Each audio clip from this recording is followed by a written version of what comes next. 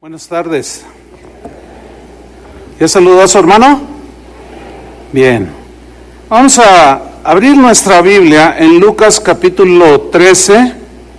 Voy a leer a partir del versículo 4.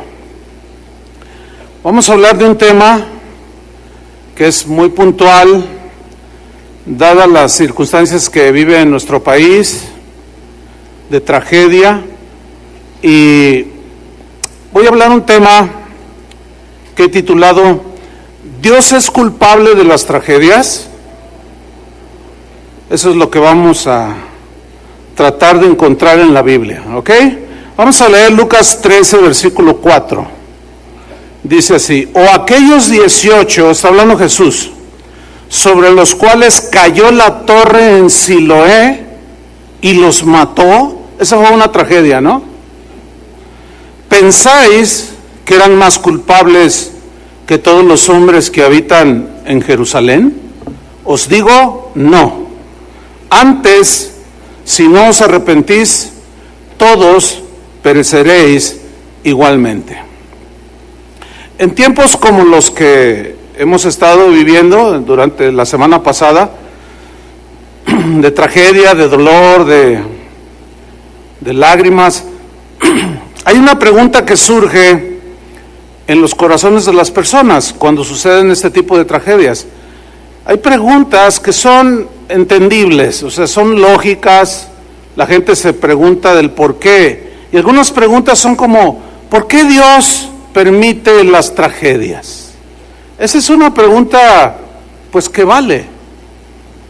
Tiene sentido y es una pregunta honesta. ¿Por qué Dios permite las tragedias? Si Dios existe, dicen otros, ¿por qué no detiene las tragedias? Otros dicen, si Dios es todopoderoso, ¿acaso no tiene el poder para evitar los desastres? Son preguntas que valen. Hay personas que llegan a decir, si yo fuera Dios, no permitiría que sucediera nada.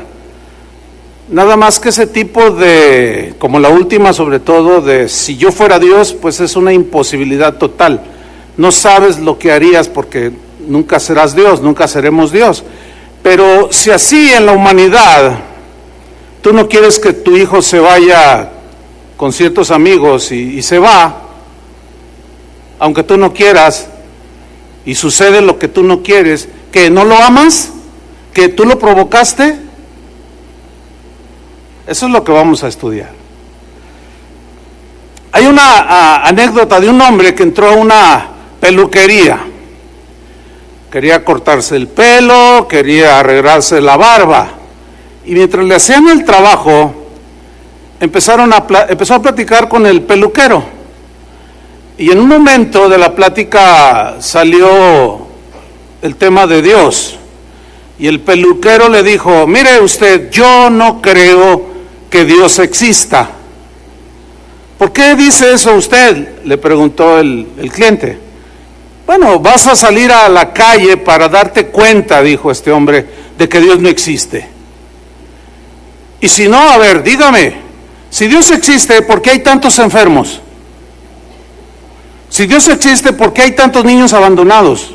Si Dios existiera, no habría sufrimiento, ni dolor, ni tragedias en la humanidad. Yo no puedo pensar que exista un Dios que no haga nada por la humanidad. Y el cliente se quedó así pensativo y salió cuando le terminaron de cortar el cabello y arreglar la barba. Al salir se encontró con un hombre que tenía el cabello todo desaliñado, así feo, pues, y una barba toda así mal. Entonces regresa con el peluquero y le dice, ¿sabe usted? Los peluqueros no existen. Y el peluquero responde, ¿perdón? Claro, dice, yo soy uno. No, le dice este hombre, los peluqueros no existen, porque si existieran, no habría este tipo de personas con el pelo y la barba tan descompuesta. Entonces el peluquero respondió, Los barberos, los peluqueros sí existen. El problema es que personas como él no quieren venir a que yo les corte y les arregle el pelo y la barba. Aquel hombre respondió, exactamente, ese es el punto. Dios sí existe. Él quiere arreglar las vidas de los seres humanos. Lo que sucede es que ellos no van con él. Esto ilustra perfectamente como de algún nivel de respuesta a las preguntas de que a veces se hace la gente cuando suceden este tipo de situaciones. Pero hay un elemento que de plano a mí en lo personal no me entra por nada, y es que hay cristianos que aseguran que Dios es el autor del pecado, que Dios creó al hombre para que pecara. Hágame usted el favor, que Dios creó al hombre para que pecara y se degradara de tal manera para que en su momento oportuno el Señor lo rescatara y recibiera toda la gloria. Hágame usted el favor. Yo por más que analizo esa propuesta teológica, no me entra, pero para nada. Yo no creo que Dios sea el autor del pecado. ¿Ustedes creen eso? Imposible. Va en contra de un Dios santo, ¿no es cierto? Totalmente. Pero bueno, la pregunta a contestar es, ¿realmente Dios es culpable de todo lo que sucede en el mundo? Porque mucha gente le echa la culpa a Dios. Pero para tener una respuesta adecuada, conforme a la palabra de Dios, necesitamos retroceder hacia no sé si siglos, miles, milenios de nuestros años, como contamos el tiempo hacia atrás, porque sucedió antes de la creación del mundo visible, y esto sucedió en los lugares celestiales. Dice el libro de Isaías capítulo 14 y Ezequiel capítulo 28, ahí habla de la creación angelical, y menciona en especial a un querubín, un ángel muy importante que creó Dios y le llamó el ángel de luz, ¿sí? Luzbel, el ángel de la luz, luz bella. Y según la Biblia nos describe que fue creado con una hermosura impresionante.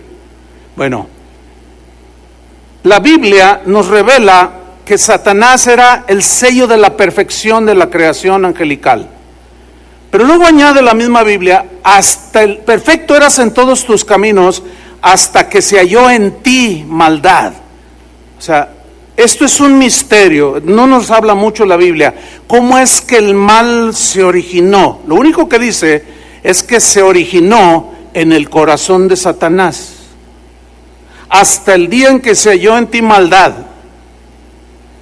Es todo lo que la Biblia nos dice. El asunto es que al ser un misterio, no tenemos mucha información en la Biblia, pero sí tenemos evidencias de que existe la maldad, ¿sí o no? No cabe la menor duda. Ahora bien, cuando Dios hizo a los ángeles, los hizo con la capacidad de decidir. Les dio capacidad, les dio voluntad para elegir qué hacer y qué no hacer. Esa es una bendición que Dios les dio a los ángeles en su creación. El asunto es que cuando se generó o se originó en Satanás la maldad, él eligió, decidió deliberadamente abrazar la maldad, decidió rebelarse contra Dios. Fue una decisión, él no estaba programado para hacerlo, él decidió competir con él porque se quiso hacer igual a Dios. Pero esta rebelión, según la Biblia, que sí nos habla algo de esto, produjo una reacción o una acción inmediata de parte de Dios, y el resultado fue una guerra en los lugares celestiales,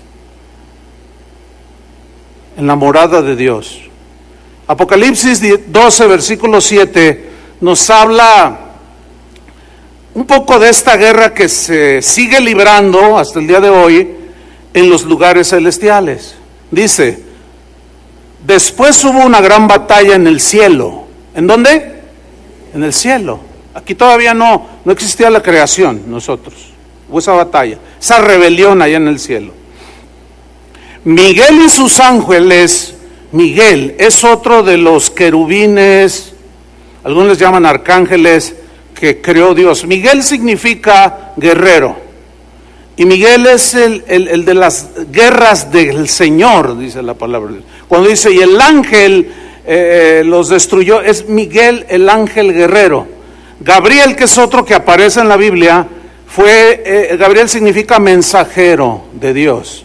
Y fue el que le llevó a María, por ejemplo, el mensaje de la concepción virginal. Y Luzbel era el ángel de luz, transportador de luz, el músico por excelencia, dice la Biblia, porque en él estaban incrustados los instrumentos musicales, una cosa impresionante. Bueno, dice aquí que hubo en el cielo una guerra, una lucha entre Miguel, los ángeles de Dios, comandados por Miguel, que luchaban contra el dragón y sus ángeles. El dragón es una manera de referirse a Luzbella o Luzbel. Sus ángeles fueron todos los que arrastraron, los que se dejaron convencer por la rebelión de Satanás y los convenció y los arrastró y se los llevó a su iglesia, por decirlo de una manera. Pero fíjense lo que sucede en el versículo 8. Pero no prevalecieron, o sea, no triunfaron. Nunca triunfará, jamás triunfará el mal sobre el bien, jamás. No prevalecieron, ni se halló ya lugar para ellos, ¿en dónde? En el cielo. ¿Qué tuvo que hacer Dios? Fue lanzado fuera el gran dragón. Eso se le sucede a todo rebelde, es lanzado fuera. La serpiente antigua, que se llama Diablo y Satanás, el cual engaña al mundo entero, fue arrojado a la tierra y sus ángeles fueron arrojados con él. En la actualidad, esa serpiente antigua, Diablo, Satanás, sigue activo, con un montón de ángeles que le siguen. Algunos estudiosos de las Escrituras dicen que los demonios son los ángeles, pero ya hablaremos en alguna ocasión un poco más sobre eso. Ahora, aquí surge una situación allá en el cielo. Dios ya tenía un plan de creación, porque Dios es creador por excelencia. Es como un pintor que tiene esa habilidad y ese don, siempre va a estar haciendo, ¿qué? Pinturas. Un músico, como ya lo trae así, va a estar creando música, va a estar componiendo, va a estar cantando, porque ya lo trae. Dios como creador es algo, un atributo de Él. Él trazó un plan de creación. La pregunta es, ¿debería el Señor de seguir su plan original de creación? Porque seguía la creación del hombre, seguía la creación del hábitat donde Dios iba a poner al hombre, o sea, ordenarla. Ya estaba allí, pero estaba desordenada, acuérdense. Pero Dios la arregló y allí puso al hombre. ¿Seguiría Dios los planes? Bueno, Dios en su plan de creación decidió seguir adelante. Dios en su plan de creación había decidido crear al hombre a su imagen y semejanza, que es, la imagen y semejanza consiste en una parte solamente de los atributos que Dios tiene, como pensar, sentir, entristecerse, decidir, etcétera. Él tiene atributos que nosotros no tenemos, como omnipotencia, omnisciencia, omnipresencia. Ahí no somos dioses. Entonces Dios decidió continuar con el proceso de su creación, pero Él tenía en mente crear al ser humano con la capacidad de tomar decisiones por sí mismos. Dios no tenía en su plan y en su proyecto de creación crear robots, gente programada que le metieran una pila y que hiciera lo que dijo su creador. No. Dios tenía, por su soberanía, en su elección, en su decisión, de dotarnos de la capacidad de tomar decisiones. Dios ya sabía que había un ángel que se le había revelado y que se trataría de alterar la creación que Él iba a hacer a continuación, o en los siglos, o qué sé yo, posteriores. Dios nos crea. nos hace, al hombre lo hace del polvo, a la mujer la saca de un costado de él, y lo pone en un lugar hermosísimo, pero le pone límites porque sabía que andaba el tentador, también es conocido como el tentador. Le dijo: mira, de todos estos árboles del huerto puedes comer, pero de este no, obedéceme, porque si comes, desobedeces, te vas a morir, le dijo. Pero llega el tentador, la serpiente, en forma de serpiente, por eso se le llama la serpiente antigua, diablo y Satanás, y le dice: que Dios te dijo que te morías. Sí, no voy a comer, no quiero comer. No te mueres, le dice, y lo convenció a Eva. Y Eva desobedeció deliberadamente y le dio a Adán. Bueno, en esa libertad de creación, Dios hizo seres libres, agentes morales libres, gente que le pudiera amar porque querían amarlo, no porque debían amarlo. Algunos dicen, bueno, surgen preguntas que se van formando y se van acuñando en las mentes de las personas, preguntas que son difíciles de contestar muchas veces, como por ejemplo esta. A ver, si Dios ya sabía que Satanás se le iba a revelar, porque sí sabía, ¿no? ¿Por qué lo creó? Es una buena pregunta. Y si Dios ya sabía que Adán y Eva se le iban a revelar y que la humanidad iba a ser un desastre, ¿por qué aún sabiendo Dios que iba a suceder eso, por qué los creó? Pues es una buena pregunta, ¿no? Pero trataré de responderla con este ejemplo, porque la pregunta es lógica, pero está mal planteada, porque no podemos compararnos con Dios. Es como si nosotros fuéramos con los inventores del aeroplano, del avión, que posteriormente ha generado aviones impresionantes, ¿no? Es como si yo fuera, o alguien fuera con los hermanos Wright, que diseñaron, crearon y echaron a volar el avión. Y que alguien les hiciera la siguiente pregunta. A ver, en el supuesto que usted supiera de alguna manera que en el desarrollo de su grandísimo invento, si usted supiera que, por ejemplo, dentro de 150 años, qué sé yo, 100 años, unos terroristas iban a tomar unos aeroplanos donde transportan hasta 350 personas y los estrellarían con unas torres donde había miles de personas, aún usted sabiéndolo, ¿crearía el aeroplano? ¿Qué creen que contestarían los hermanos Wright? Pues por supuesto que sí, porque el deseo del inventor es en hacer bien a la humanidad, ¿sí o no? El deseo de Dios es crear algo bueno, y dice la Biblia que hizo todo bueno. Todo lo hizo bueno.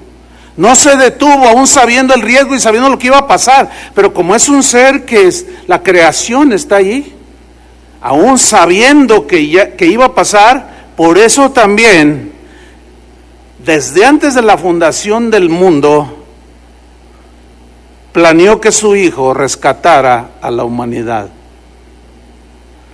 Eso, yo sé que quizás es profundo, porque genera muchas preguntas más, pero vámonos al punto, porque hay cosas que sí no son escondidas, no están reveladas para todos, pero hasta donde nos alcance. El asunto es que ya estamos aquí, ¿sí o no?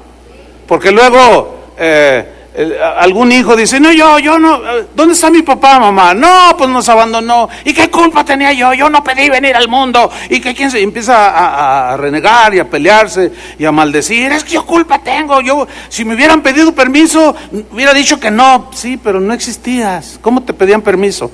¿Ven? Entonces, hay muchas preguntas que es imposible responderlas. El asunto es que ya estamos aquí. A ver, tóquense. Ahí está. Y háganles el que está dormido. No le hagan. Bueno, Sabemos lo que sucede con Adán y Eva. Decidieron desobedecer. Usaron su capacidad de elegir como ellos quisieron. Ahora, ¿Dios lo pudo evitar? ¿Y por qué no lo evitó? ¿Saben por qué? Porque precisamente nos dio libertad de elegir. En esa libertad que tenemos, la seguimos teniendo. Dios nos dio permiso para operar en un ámbito. Digo, pero si te sales de aquí, te vas a morir, le dijo.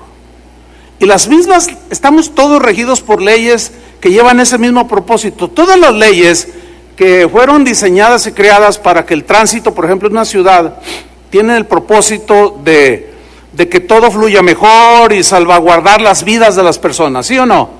Por eso hay límites de velocidad, por eso te dicen que tu auto tienes que revisarlo antes que salgas a carretera, te dice que no te metas en sentido contrario, en el semáforo que fue diseñado para que las luces mandaran un mensaje rojo, detente, no te pases, porque otros tienen el paso, el amarillo preventivo va a cambiar, mejor detente, el verde puedes darle. Cuando violamos esas simples leyes de tránsito, arriesgamos nuestra vida, ¿no es cierto? Si alguien quiere manejar un auto, tiene que ir al departamento de vialidad, de tránsito, a solicitar un permiso. Llenas los requisitos y te hacen una prueba de manejo. Estoy hablando donde no se corrompen. O sea que aquí se puede de todo, ¿no? No, estoy hablando de países donde no les puedes dar dinero, porque te meten a la cárcel. Aquí no, aquí te dan una palmadita, compadre. Y bueno, es una tristeza eso. Pero bueno, volvamos al tema. Te hacen una prueba de manejo. Te hacen un examen de conocimiento de las leyes. Si la pasas, te dan una licencia. Licencia. ¿Qué es una licencia? Es un permiso. Pero ese permiso, esa licencia, tiene límites. Pero tú la vas a usar como tú decides hacerla. Y ahí está el fin de semana y el muchacho de 22 años le dice a su papá, papá, préstame el auto. Le dice, mira, te lo presto con una condición. No le pises al acelerador. ¿Traes la licencia? No, luego la saco. Bueno, pero vete con mucho cuidado. Y lo primero que hace el muchacho es tomar el periférico y irse a 120 por hora. Se va con los amigos, se toma 15 caguamas, se regresa a su casa y en el trayecto ya le mete a 160, van 4 amigos con él y se estrellan con el muro de contención, se pasa al otro lado, viene un camión y se estrellan de frente y se mueren los 5. Y luego la gente dice, ¿por qué, Dios mío? ¿Qué tuvo que ver Dios allí?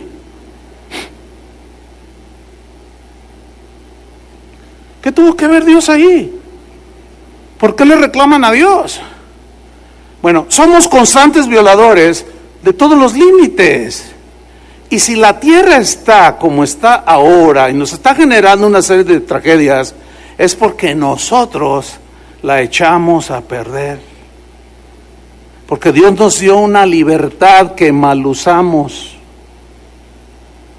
¿Quieren no tener problemas con la ley? No rebasen los límites de velocidad, no se emborrache, no tome alcohol, y verá que la ley pasa a la gente y no le dice nada. Lo mismo es con el Señor, pero el hombre decidió desobedecer. Vamos a ver las consecuencias. Génesis 3:16. Le dice a la mujer, multiplicaré, o sea, como consecuencia de haber rebasado el límite. Le dice a la mujer, le dijo, multiplicaré en gran manera los dolores en tus preñeces, con dolor darás a luz los hijos. Las que son madres, ¿tuvieron esos dolores? ¿Sí o no? No era el plan de Dios original. No era. ¿Quién lo provocó? Eva. Y tu deseo será para tu marido, o sea, habrá contención por tomar el dominio del hogar, eso significa. Y él se enseñoreará de ti, o sea, tendrás pleitos con tu marido. Porque no es el plan de Dios que estemos pleito y pleito, no es el plan de Dios. Pero por causa del pecado se descompuso todo este diseño de Dios. Al 17, a Adán le dijo: por cuanto obedeciste a la voz de tu mujer, que le ofreció y deliberadamente, y comiste del árbol que te mandé diciendo, no comerás de él. Mire lo que dice: maldita será la tierra por tu causa. Esta tierra en la que vivimos es una tierra maldita. La prueba, ahí están los terremotos. Ese no era el diseño de Dios. Ahí están los huracanes, ahí están las tragedias, ahí está el dolor, la enfermedad, las lágrimas, todo. Maldita será la tierra por tu culpa, Adán. Es como cuando el joven dice: mamá, tengo hambre. Es que no hay, hijo. ¿Y yo qué culpa tengo que mi papá nos haya abandonado? No tienes culpa, hijo, pero como es tu papá y nos abandonó, tú estás sufriendo las consecuencias. Porque hay quien dice: yo qué culpa tengo que Adán haya hecho lo que haya hecho. Yo qué culpa tengo. Pues mira, ya esa queja no es sin sentido, porque somos hijos de Adán. ¿Me explico? Entonces llevamos las consecuencias. Maldita será la tierra por tu causa, con dolor comerás de ella todos los días de tu vida. Comer de la tierra, pregunto, ¿batallan para ganarse el pan de cada día? ¿Cuántos batallan? Todos. Versículo 18: espinos y cardos te producirá. En lugar de producir cosas, o sea, donde quiera que le planten, nada más que crece lo bueno. Nada más hay algunas partes de la tierra, aquí en México tenemos Tabasco, por ejemplo, tiras cualquier hueso y crece.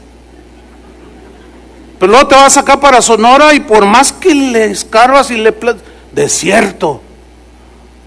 Está todo descompuesto, el clima está descompuesto, todo está descompuesto. Espinas y cardos te producirá y comerás plantas del campo. Pero como en algunos lugares no producen, otros producen, no es fácil, es difícil.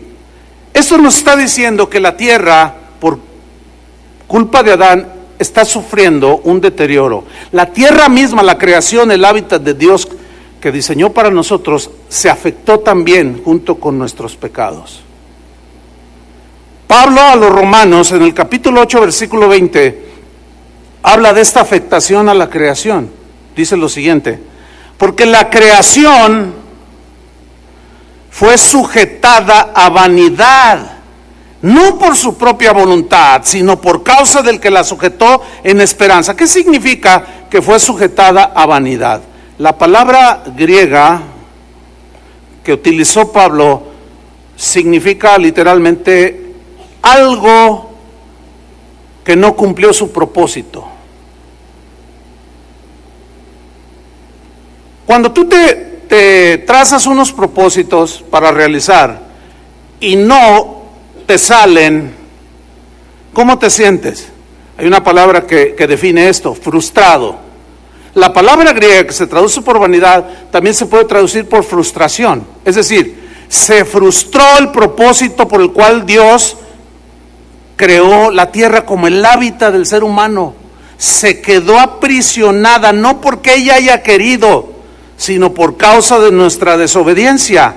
Ahora, esa misma creación afectada, dice el versículo 21, tiene una promesa así como nosotros, porque también la creación misma será libertada de la esclavitud de corrupción o de descomposición o alteración a la libertad gloriosa de los hijos de Dios. Porque sabemos, fíjate cómo dice Pablo, sabemos que toda la creación gime a una, se lamenta, llora. Son expresiones metafóricas. Aprieta los dientes, las mandíbulas de dolor. Y aún, dice, está con dolores de parto hasta ahora. O sea, la tierra, la creación sufre. Cuando una mujer está dando a luz que sufre los dolores del parto, no se acuerda, todo lo que está a su alrededor pierde la noción, nada más se concentra en el fuertísimo dolor que tiene y está luchando allí por dar a luz, pero le duele terriblemente y grita. Y no le importa quién está alrededor, está el doctor, está su esposo, quien sea, que no le importa si le escuchan los del cuarto de enseguida, porque el dolor es tan fuerte que gime, grita de dolor. Así está la tierra. La tierra, hermanos, está gimiendo, está gritando de dolor. Y en su movimiento, son metáforas, entiéndalo por favor. En su movimiento que hace pasan muchas cosas que nosotros hemos definido como tragedias, como la de un terremoto, como la de un ciclón o un huracán y otras más cosas, un tsunami, qué sé yo. Romanos 8:22 en la versión Palabra de Dios para Todos, lee así: toda la creación se queja de dolor y sufre como una mujer con dolores de parto. Ahí está. Ahí vamos entonces descubriendo, se nos va mostrando que la caída en el pecado tuvo efecto en todo, afectó toda la creación. Por supuesto, incluyó el planeta que habitamos el día de hoy. Todas las cosas en la creación fueron sujetas a vanidad, es decir, entraron en frustración. No se cumplió el propósito que Dios había diseñado. Y esta frustración sigue degenerándose, sigue llegando a niveles insospechados, porque el proceso de deterioro y de corrupción y de descomposición no se detendrá nunca. Pero el pecado fue la causa final de toda esta descomposición. Allí ya estamos llegando a conclusiones, que el pecado en el hombre es la causa final de los desastres naturales. ¿Me está siguiendo? Ok. Pero de lo más trágico que el ser humano ha recibido como consecuencias del pecado es no solo la enfermedad y el sufrimiento, sino es la muerte. Digan todos la muerte. La muerte. Muerte es una palabra que significa literalmente separación. Eso es lo que significa muerte. Se murió, se separó. ¿De qué? Del cuerpo. Pero en la Biblia, la palabra muerte, que significa separación, incluye dos direcciones. Una, murió espiritualmente, se separó espiritualmente el ser humano de Dios. Adán ya no podía tener comunión como la tenía cuando fue creado. Muerte espiritual. No estaba eso en el plan de Dios. Pero también debía de morir físicamente. Dios nos hizo para ser eternos en este cuerpo. Pero por causa del pecado, este cuerpo tiene que morir. Porque la paga del pecado es muerte. ¿Sí? Sigo en Romanos 8:23. Y no solo ella gime, o sea, la tierra, sino que también nosotros, se refiere a los cristianos. ¿Cuántos cristianos hay aquí? También gemimos. Seguimos leyendo. Que tenemos las primicias del Espíritu. Nosotros también gemimos dentro de nosotros mismos, esperando la adopción, la redención de nuestro cuerpo. Redención significa rescate de nuestro cuerpo. Pablo decía, esa lucha que tenía dentro de él, decía, yo quiero hacer el bien y no puedo muchas veces. Queriendo hacer el bien no puedo hacerlo, queriendo no puedo, y lo que no quiero hacer eso hago. Dice, oh, miserable de mí. Eso es gemir. ¿Cuántos de ustedes se lamentan cuando fallan? El cristiano dice, Señor, yo te había prometido, tú sabes en mi corazón que yo no quiero hacerlo. Yo te prometí que ya no iba a decir palabrotas, se me salió otra, Señor. Y gimes, y dices, ¿hasta cuándo terminará esta lucha? ¿Sabes cuándo? Cuando mueras físicamente. Ahí terminarán esas luchas. Por eso dice Pablo, la creación gime, pero nosotros también, esperando ser rescatados de este cuerpo de pecado. Volviendo a Génesis capítulo 3. Sigue diciéndole Dios a Adán y a Eva: con el sudor de tu rostro comerás el pan hasta que vuelvas a la tierra, porque de ella fuiste tomado, pues polvo eres y al polvo volverás. ¿Qué le está diciendo ahí? Yo te dije que te morirías.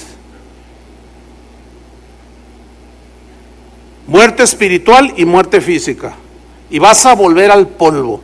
Te vas a hacer polvo por causa de tu pecado. Al polvo volverás.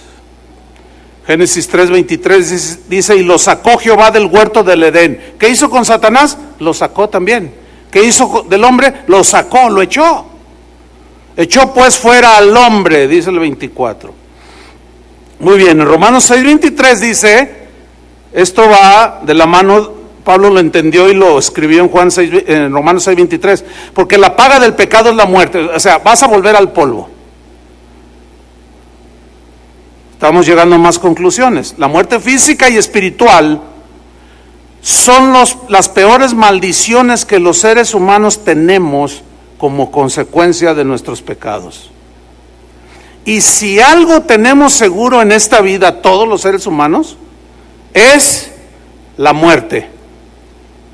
¿Qué es lo que tenemos seguro en esta vida? Díganlo, aunque no les guste. A mí no me gusta.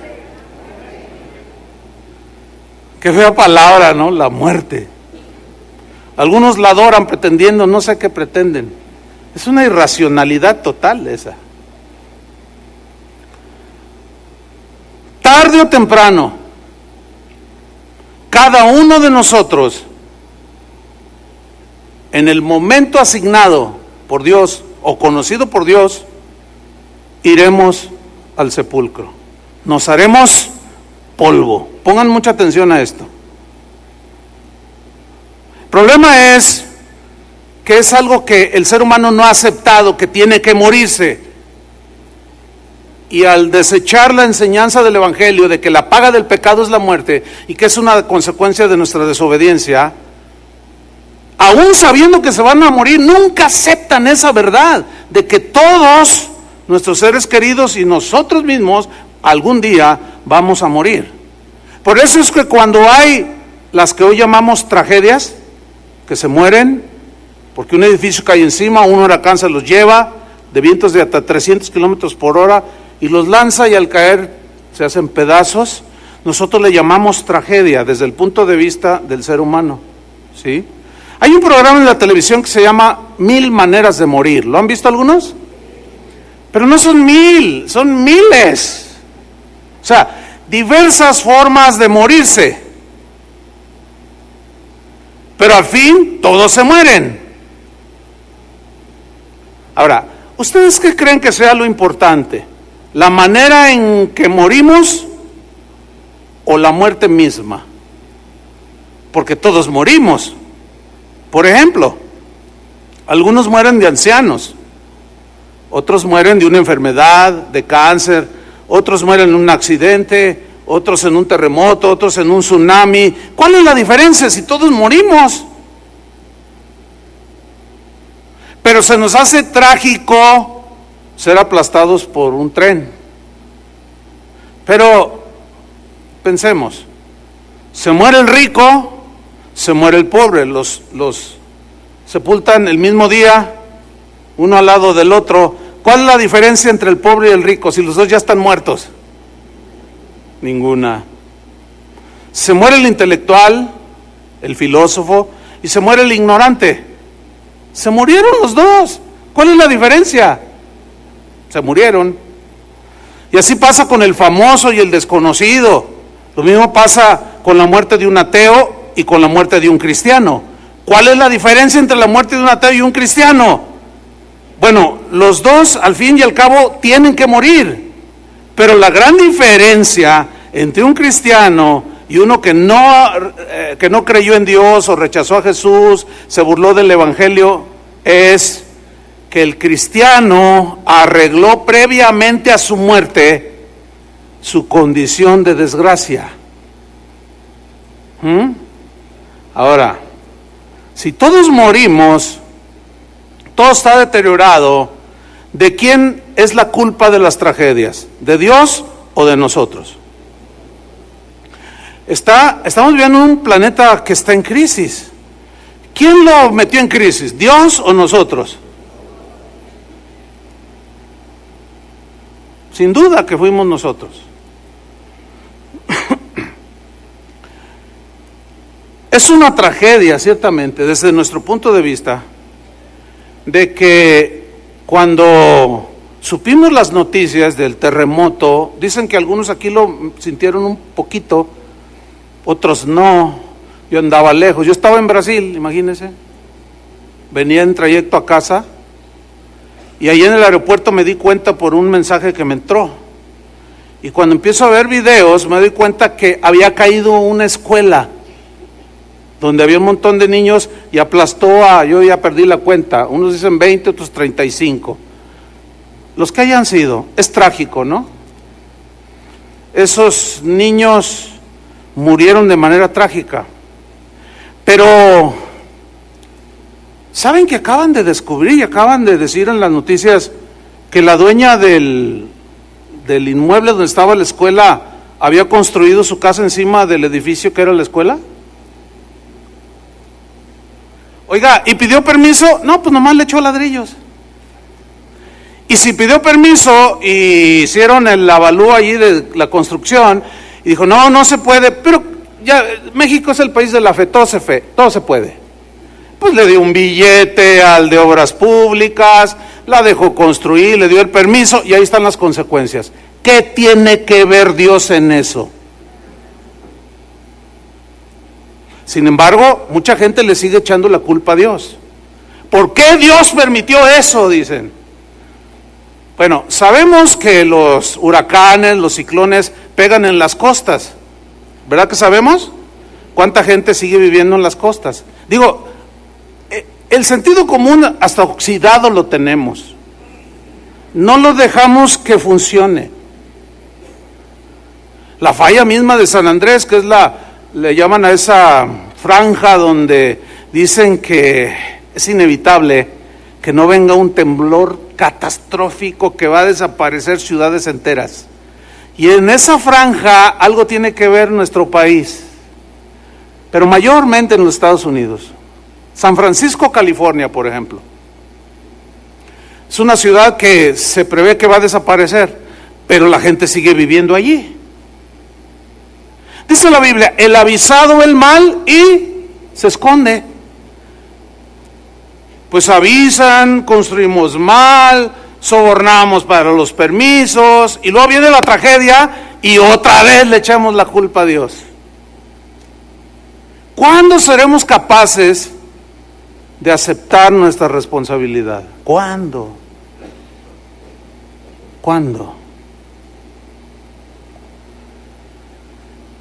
A propósito de los niños, la Biblia dice, Jesús dijo, los niños son míos. Dejad a los niños venir a mí. O sea, los niños, hasta cierta edad, la Biblia no dice hasta cuándo, nacen en inocencia, pero llega un día cuando ya entienden lo que es la maldad. Pero un niño de 3 años, 4 años, no es imputable nada, por el amor de Dios. Es inocente. Que nacimos en pecado, sí nacimos en pecado. Pero cuando muere un niño, se va directamente con el Señor. ¿Dónde están esos 25 niños que murieron aplastados? Con el Señor. Ahora, vamos a analizar este punto. Ellos, estos 25 niños, que es la tragedia más dolorosa desde el punto de vista humano. Yo estoy seguro que más de alguno aquí presente lloró. O cuando menos se conmovió y se le rasgaron los ojos de lágrimas. ¿Se pueden imaginar a los padres desesperados y sus niños aplastados? Ha de haber sido algo terrible. Pero a ver, esos niños no conocieron la maldad.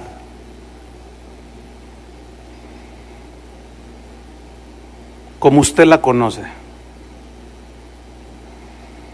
Esos niños hoy disfrutan la paz de Dios, la presencia de Dios. ¡Qué bendición!, ¿no? Debería de servir de consuelo para los padres de esos niños el saber que sus hijos están con el Señor. Pero ¿lo sabrán? ¿Lo creerán?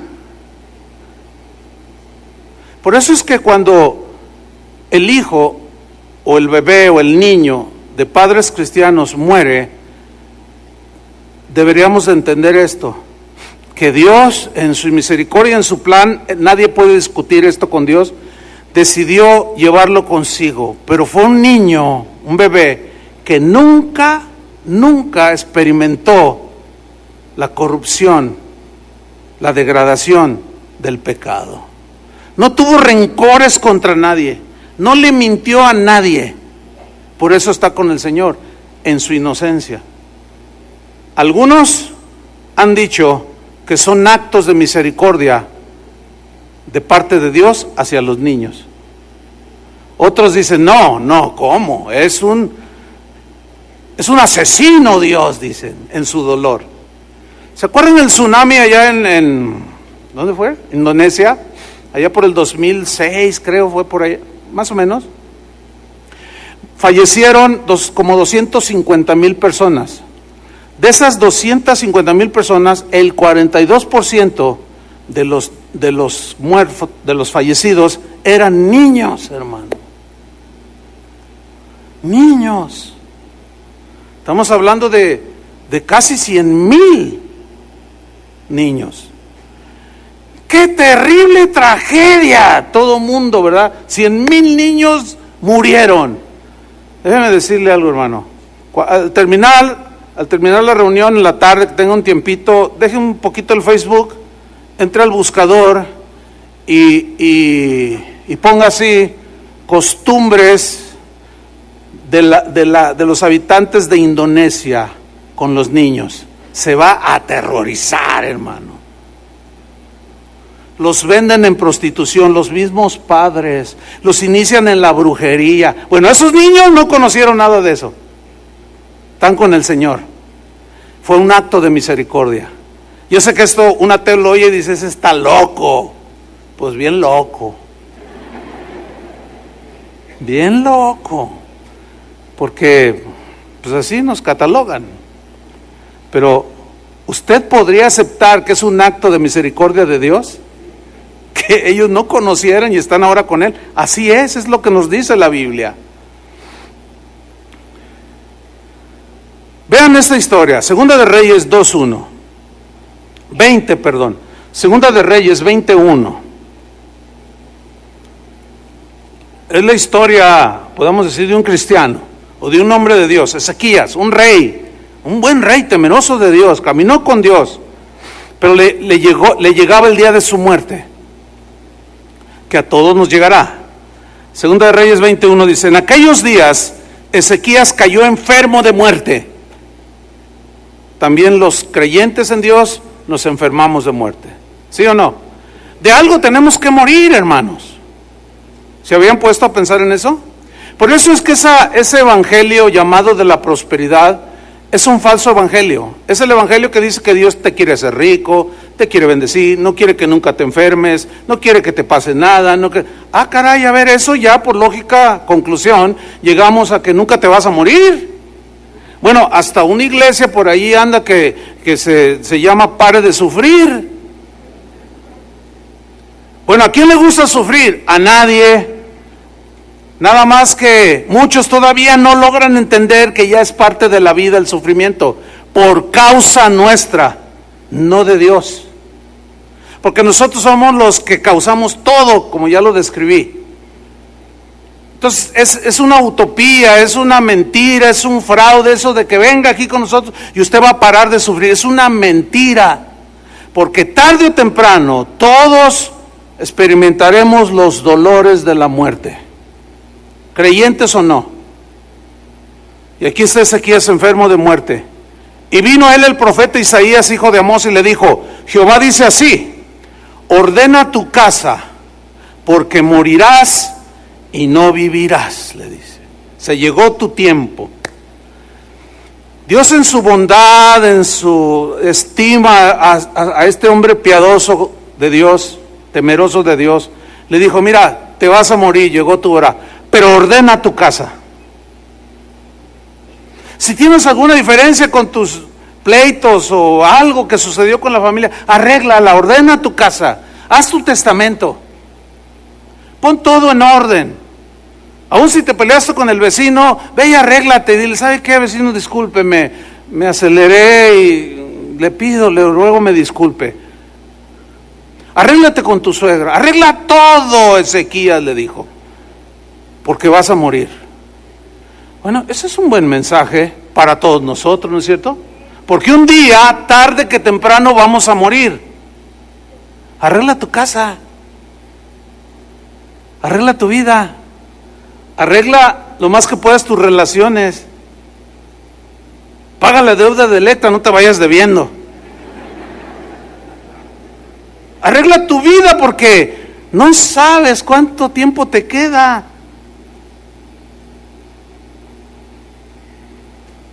Un día hablando con el pastor Tony Martín del Campo, yo le pedí un consejo que necesitaba alguien, una persona.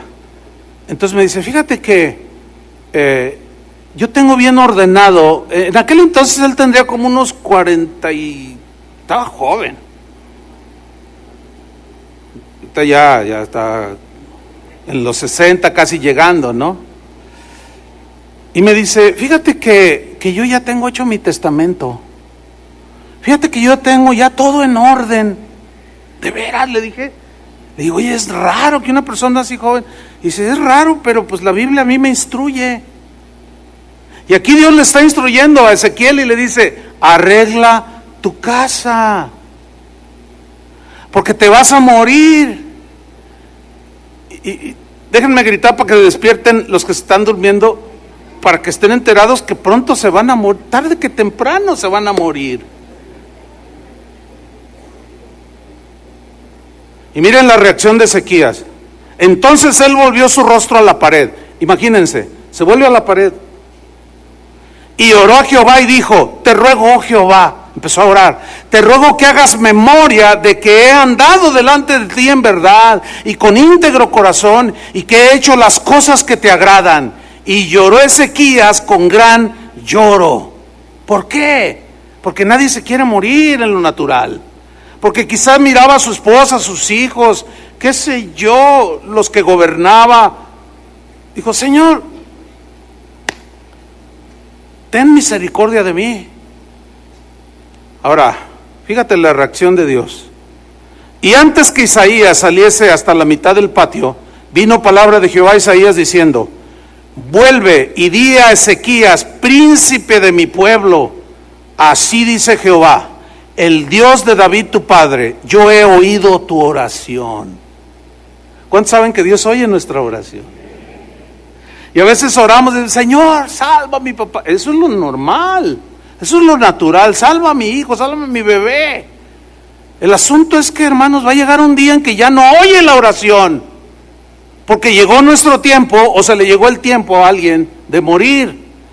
Y tenemos que entender esto, hermanos, para no frustrarnos, para no volvernos incluso en contra de Dios. Hay gente que dice, yo soy ateo, yo no creo porque yo iba a una iglesia cristiana. Han dicho muchos que están en esta condición actual. Y mi madre estaba enferma de cáncer y decía que le hacía milagros. Yo le pedí con todo mi corazón y con toda mi fe y se murió mi mamá. Dios es un mentiroso. Es más, Dios no existe, dicen. Y se amargan contra Dios. Y ahora soy ateo para la gloria de Dios, dicen. O por gracia de Dios. Pero miren, Dios oyó la oración. He oído, dile, he oído tu oración y he visto tus lágrimas. He aquí yo te sano. ¿Por qué lo sanó? Porque Dios quiso. Pero hay algo que Dios no puede evitar: que muramos. Fíjese usted. Porque miren lo que le dice a continuación. He aquí yo te sano, al tercer día subirás a la casa de Jehová para adorarme.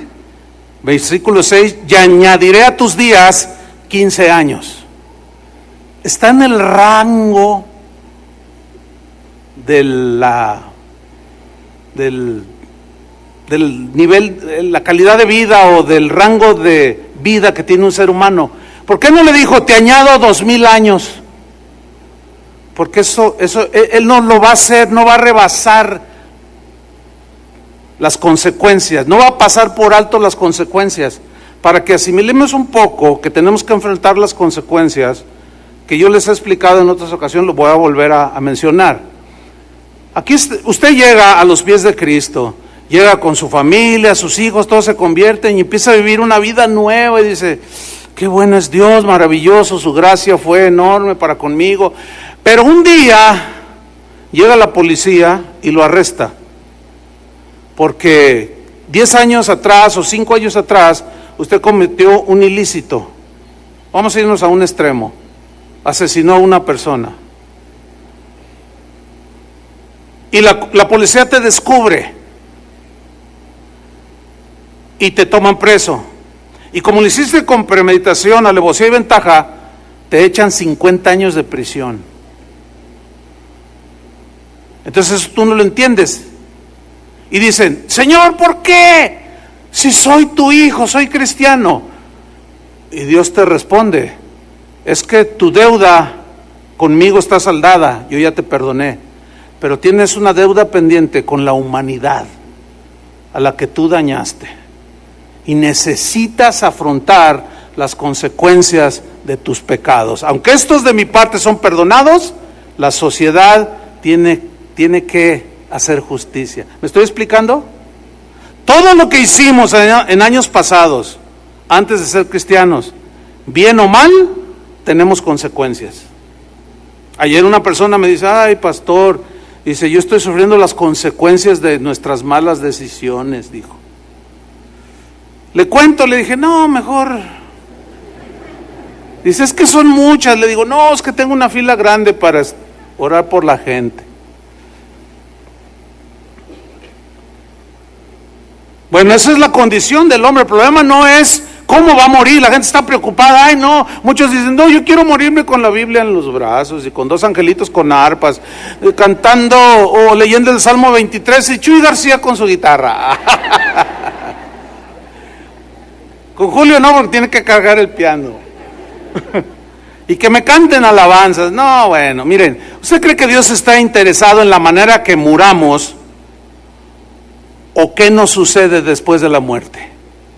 ¿En qué cree usted que está Dios interesado?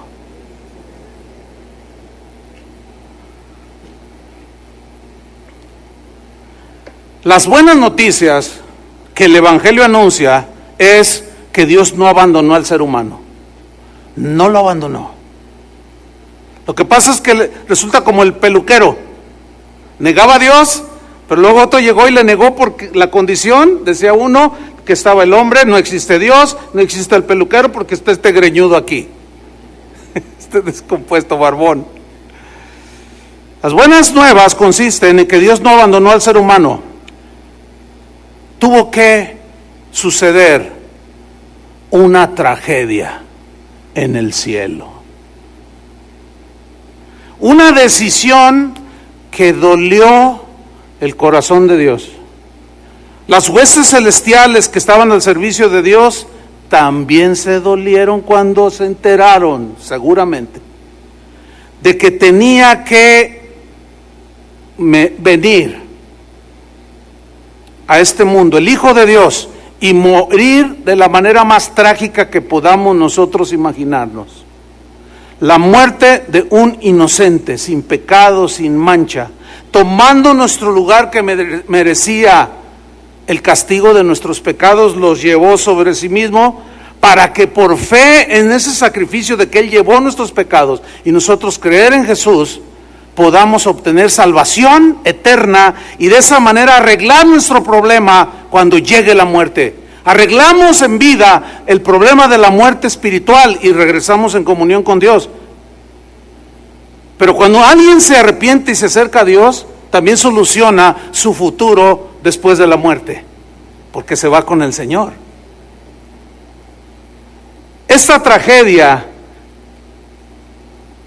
tuvo Dios que permitirla también, por amor a nosotros. Por amor a nosotros, a nadie más. resultó para bien. Y de esa manera Dios solucionó para el ser humano. Pero no todos quieren. Ahí se acaba de ir uno diciendo no sé qué. No todos quieren. Así de sencillo. ¿Qué mejor ilustración? Juan 3:16, porque de tal manera amó Dios al mundo. No lo dejó abandonado a su suerte, lo amó, que ha dado a su Hijo unigénito, para que todo aquel que en Él cree no se pierda, mas tenga vida eterna. Porque Dios no envió a su Hijo al mundo para condenar al mundo, sino para que el mundo sea salvo por medio de Él. Pero no todos quieren. Miren lo que dice el 18. El que en Él cree no es condenado, pero el que no cree, el que en Él cree no es condenado, pero el que no cree ya ha sido condenado, porque no ha creído en el nombre del Hijo unigénito de Dios. Y esta es la condenación, que la luz vino al mundo y los hombres amaron más las tinieblas que la luz, porque sus obras eran malas. No van al Señor, cuando ahí está con los brazos abiertos en la cruz, dispuesto a perdonar los pecados, pero no van. Y luego siguen en su tragedia y siguen culpando a Dios, y ellos nunca aceptan que ellos son culpables. El arrepentimiento significa que estás aceptando que tú eres culpable de tu pecado. No querer arrepentirse es decir, yo no tengo culpa de nada. No obtienen la salvación, que es por gracia, por medio de la fe. Pero fíjense qué cosa, en estas circunstancias de tragedia, de pronto en los seres humanos salen acciones, obras que son loables, como por ejemplo, ahorita alrededor del mundo se está hablando de la gran solidaridad del pueblo mexicano. ¿Sí han visto los reportes? Los alemanes están impresionados. Hasta Donald Trump está impresionado. No creer, no creer. Mexicanos ayudarse. Impresionado, yo impresionado corazón. Si ayudar, todo el mundo está impresionado de México por la solidaridad. La gente se desbordó en ayuda. Ahorita ya sobra la comida, sobra la ropa. Los voluntarios ya les dicen, ya no vengan. Y todo el mundo está asustado de lo grande que somos los mexicanos. Pero un día antes o 5 minutos antes del temblor, ¿cómo estaban todos? ¿Cómo? Maldiciendo, robando, sin amor. O sea, está bien todas estas reacciones, pero todavía no tienen el problema resuelto de su eternidad. Porque ahora algunos pueden decir, gracias a Diosito, no me morí yo, dicen algunos. Otros dicen, ay, Dios fue bueno conmigo. Y otro responde, ¿y con los que se murieron fue malo? Pues yo no sé, pero de seguro yo no soy tan malo. Y si algo les cayó allí, el edificio, fue porque algo debieron de haber hecho. Exactamente lo que le dijeron a Jesús. Por eso dijo, ¿ustedes creen que sobre aquellos 18 que cayó la torre y los aplastó y los mató, eran más pecadores que todos los habitantes de Jerusalén? O sea, ¿ustedes? No, dice, no, les digo que no. Si no se arrepienten, van a morir. Quizá no así, quizá abrazando a la esposa de viejitos, pero como sea, van a morir. Y si no te arrepientes, ya no va a haber una segunda oportunidad después de la muerte. Porque después de la muerte, ¿qué será de tu alma? La peor tragedia que un ser humano puede tener es que después de muerto vayas al infierno. Si a ti se te hace una tragedia aquí, que pierdas tu casa, que te quedes sin nada, un ser querido, 2, 3, 4, y que estás en la peor de las tragedias, no es comparable con la condenación eterna si rechazas al Hijo de Dios.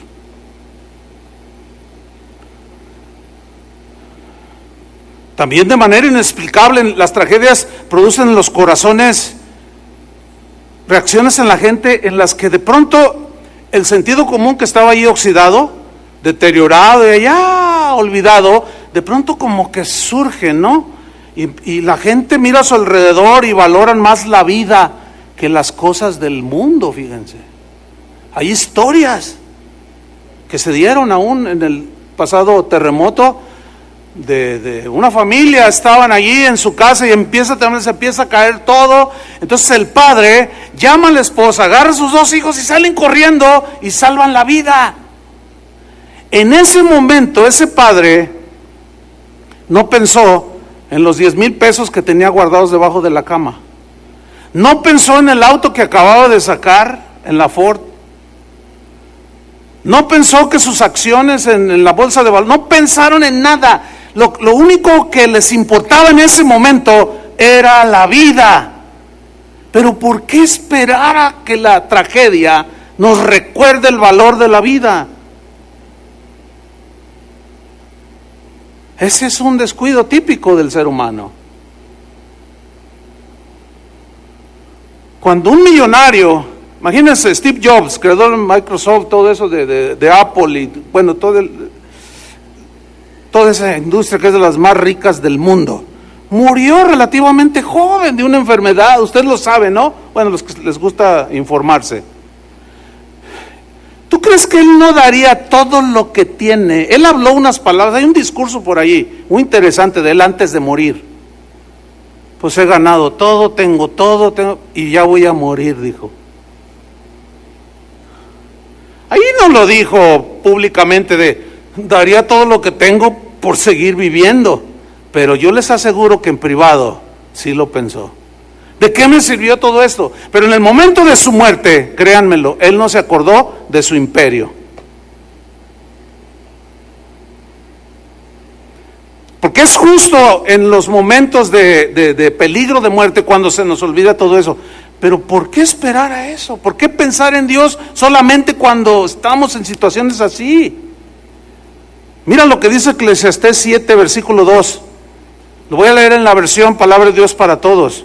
Dice así: vale más ir a un funeral que ir a divertirse. En la Reina Valera dice: es mejor ir a la casa donde hay luto que donde hay una fiesta. Dice: pues la muerte es el fin de todo hombre, y es mejor ir a ver allí el difunto, porque es el fin de todo hombre, y los que viven debieran recordarlo.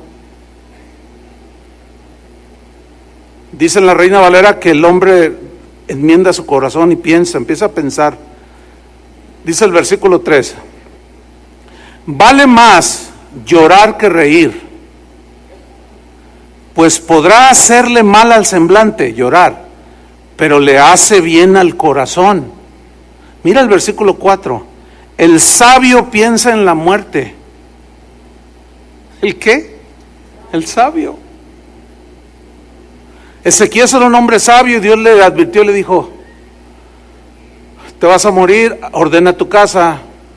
Ok, te voy a dar 15 años para que la ordenes, pero de todos modos te vas a morir. Y ya él ya entendió que un día se tenía que morir. Por eso, ¿cómo orar, hermanos, ante un evento como, por ejemplo, una tía, tu abuelo, tu abuelita de 95 años, ya está al borde de la muerte? ¿Cómo hay que orar allí? Señor, no te la lleves. O Señor, haz tu voluntad. Es que me duele que se vaya, pero a ella le duele más quedarse. ¿O no? Yo sé que son cosas difíciles, ¿sí? Porque somos sensibles en distintos grados, unos más, otros menos, pero eso no cambia la realidad de que nos vamos a morir un día. Y el sabio piensa en la muerte, dice, se reflexiona. Por eso en vida ordena su casa, trata bien a su esposa, sus hijos, vive una vida honesta en sus negocios, porque sabe que un día va a enfrentar a Dios, porque ese día llegará. Pero el necio, dice, piensa en ir a divertirse. O sea, no le interesa. El asunto es que en la diversión se les cayó el techo encima también. Y qué terrible tragedia. ¿Y por qué Dios si solo se estaban divirtiendo? Es un círculo de... nunca vamos a acabar. Los que hemos aceptado a Jesús en nuestro corazón, los que hemos nacido de nuevo, debemos de ver la muerte de manera distinta a la que lo ven aquellos que no conocen a Dios. En realidad, hermanos, escúchenme, no nos debe de importar la manera en que morimos, sino el hecho de que morimos. Porque no existe lo que hoy están algunos enseñando, que a los cristianos no nos debe pasar nada, nunca nos debemos de enfermar. No es verdad, porque eso nos lleva en una lógica, nos conduce a esa lógica a decir, nunca me voy a morir. Y eso es mentira. Los primeros cristianos morían de manera trágica, entre comillas. Algunos, escúchenme, les cortaron la cabeza, a otros los echaron a los leones, a otros los quemaron vivos y se hicieron polvo. Otros los echaron a los leones y los desmembraron Pero miren lo que decía Pablo al respecto, Filipenses 1:21. Porque para mí el vivir es Cristo y el morir es ganancia. En la muerte de un cristiano, para un cristiano el morir es ganancia, no es una pérdida. Pablo dice lo siguiente en el versículo 22, les está diciendo a los filipenses, mas si el vivir en la carne o en este cuerpo resulta para mí en beneficio de la obra o de ustedes, les dijo a los filipenses, no sé entonces qué escoger, porque de ambas cosas estoy puesto en estrecho. O sea, yo sé que me tengo que morir, pero también quisiera quedarme lo más que pueda en este mundo para ayudarlos a enseñarles a que caminen con Dios. Dice en el versículo 23 al final, teniendo el deseo de partir y estar con Cristo, lo cual es muchísimo mejor. O sea, para un cristiano es muchísimo mejor estar con Cristo. El problema ya lo tiene resuelto. En esta vida, comunión con Dios. Pero debemos morir, pero está la promesa de resurrección. Cuando el Señor venga, los muertos en Cristo resucitarán primero. Y si alguno no le tocare la muerte física, será transformado en un abrir y cerrar de ojos, a la final trompeta. Y los muertos en Cristo resucitarán primero, con un cuerpo renovado.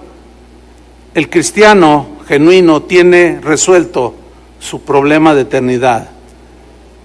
La pregunta pertinente aquí es, ¿usted tiene ya solucionado su problema de eternidad? Piense que tarde o temprano se va a morir. ¿Y qué va a hacer?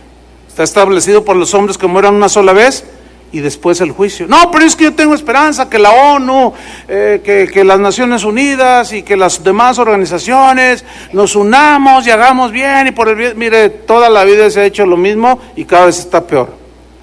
Está profetizado por el mismo Jesús. Vámonos sobre el final. Lucas 21, versículo 10. Yo quiero decirle algo, hermano. Si usted espera que las cosas mejoren, no van a mejorar. No quiero caer en un fatalismo. No, de ninguna manera. Es la realidad. Las consecuencias del pecado. Hace 2000 años que Jesús vino, mucha gente lo ha aceptado, pero mucha gente no. Y ahí está el Señor ofreciendo su oferta de salvación, que todo aquel que en él creyere será salvo. Pero Jesús advirtió que las cosas no mejorarán nunca. Al contrario, empeorarán. Pero miren la promesa que nos hace a nosotros. Lucas 21:10. Entonces les dijo, se levantará nación contra nación y reino contra reino. O sea, esas son guerras. Y habrá grandes terremotos.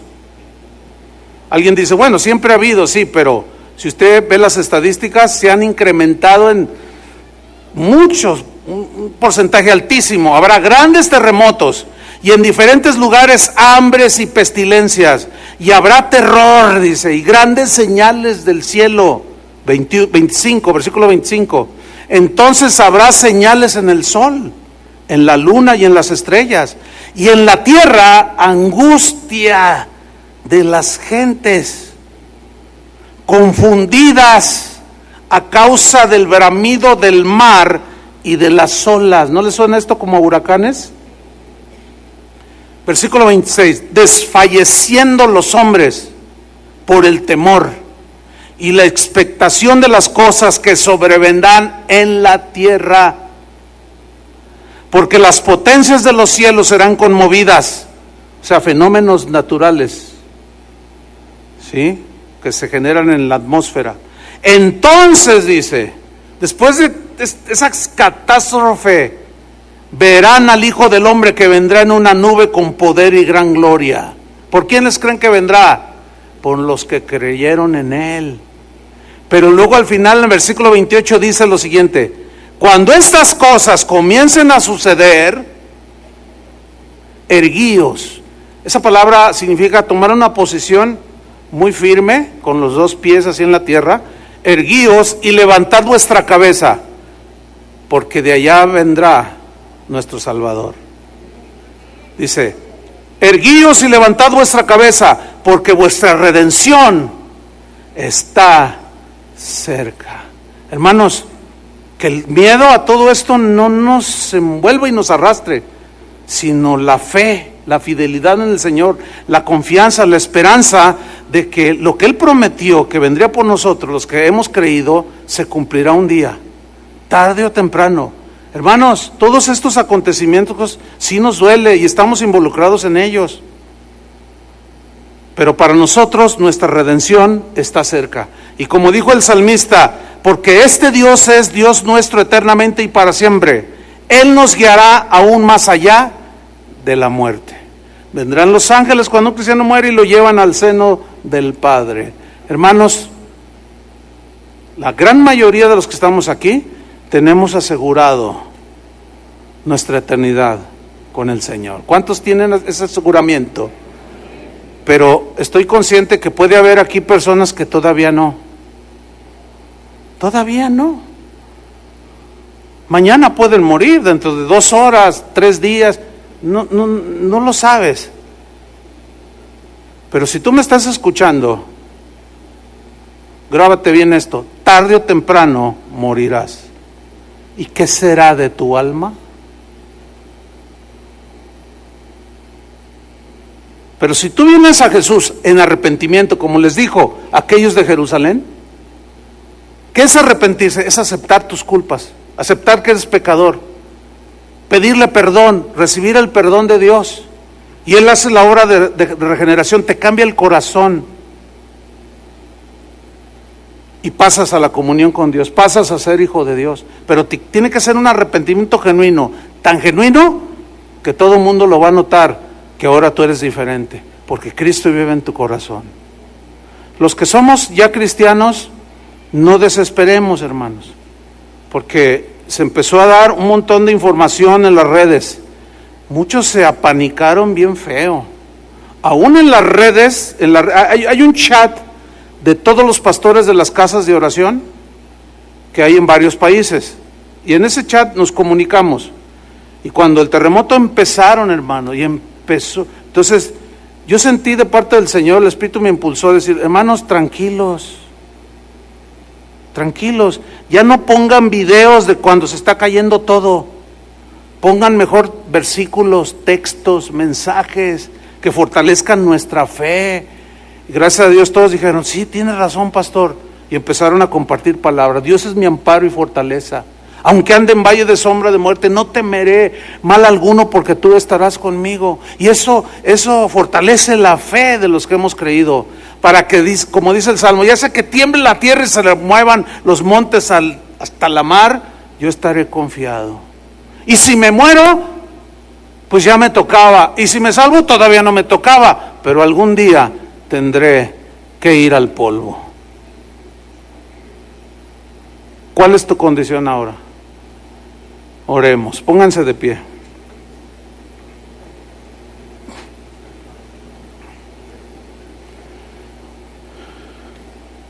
El peluquero estaba allí, pero no todos entraban. El Señor ahí está, pero no todos vienen. Les voy a pedir que no se muevan todavía, por favor, ¿sí? Porque esto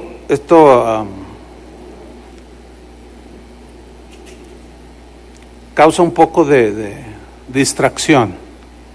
¿Los sugieres, por favor, detengan ahí dígale, espérese, hermano, ya nomás espérese un minuto. ¿Qué vas a hacer si tú mueres sin Cristo en tu corazón? Arrepiéntete. Te estoy dando el mismo mensaje que Jesús les dijo. Arrepiéntete. Reconoce que eres pecador. Tú te puedes acercar, tú tienes que ir a Él y decirle: yo reconozco que soy pecador. Arrepiéntete genuinamente. Te va a suceder algo que la Biblia dice: naces de nuevo a la vida de Dios, con Dios, pero tu vida empieza a ser transformada.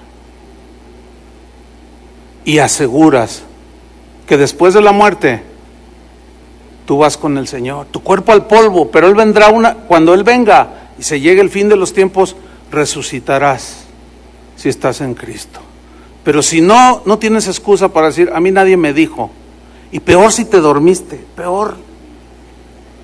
Bueno, si tú te dormiste aquí en esta reunión, te recomiendo con toda la seriedad, porque es tu eternidad, y no escuchaste, porque te dormiste. Yo vi varios dormidos, pero yo no puedo forzarles a que despierten, ¿verdad que no? No, pero sí les puedo decir: ahorita están parados, pero no están dormidos.